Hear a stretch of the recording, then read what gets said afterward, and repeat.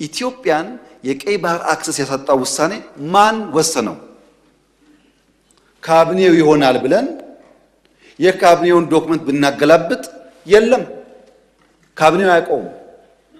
አይ የለም ምክር ቤት ይሆናል የወሰነው ብለን ብንወስን ምክር ቤቱም አልነበረ፣ ምክር ቤት አያውቀውም ውሳኔው። የለም የኢትዮጵያ ሕዝብ በሪፈረንደም ወስኖ እንዳይሆን እንዳይባል ነበርን እኛም ያኔ።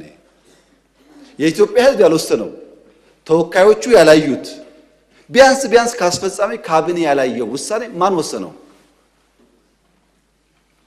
ማጣትንም ያክል ነገር ያጣንበት መንገድ ህጋዊነት ችግር እንዳለው ማሳያው ተቋሞች አልገቡበትም። ካቢኔው አያውቀውም። አንድ ገጽ ወረቀት ማግኘት አልቻልንም። እንዴት እንዳጣ ነው የሚያስረዳ እና ህዝብ የማያውቀው ፓርላማ የማያውቀው ካቢኔ የማያውቀው የኢትዮጵያን የባህር አክሰስ ውሳኔ የሚያሳጣ ነገር የወሰነው ማን ነው የሚል ጥያቄ ማንሳት እንዴት ስህተት ሊሆን ይችላል?